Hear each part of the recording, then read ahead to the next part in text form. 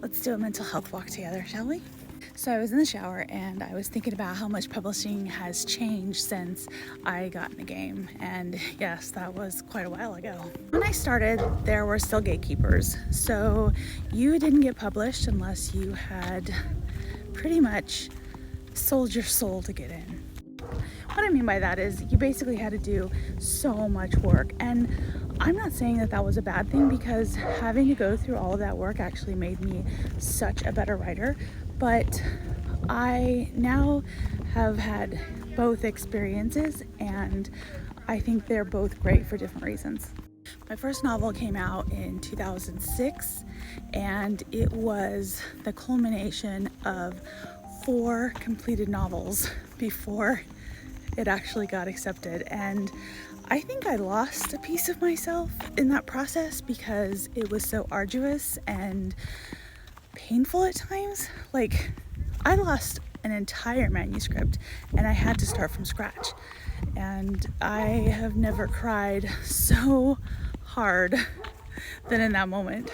But I was working for a goal. Like, I was working towards something very specific, and there was no quitting. Like, that was the thing.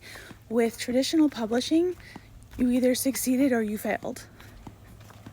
There was no second place. There was no, I don't know, like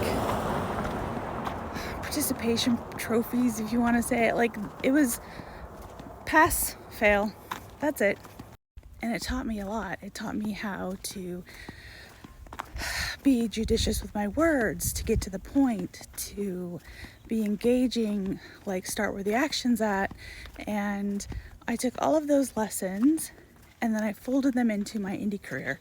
And for that, I'm very grateful. I had a lot of friends who also jumped onto the indie excitement, and they cut all ties to their traditional roots, which I thought was a mistake, and I'm glad I didn't, because I'm still a hybrid author and I still love having a publisher and I love being an indie publisher at the same time.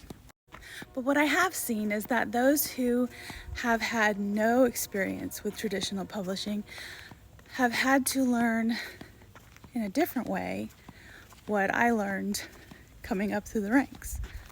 And in a way, the public can be just as harsh as that traditional publisher that is kicking back your submission with a no thanks or not even a no thanks, but a form letter. However, with that said, I absolutely love that everyone has so many options. You can still go the traditional route if that's what you want. You can go indie if you want, and you can be a hybrid.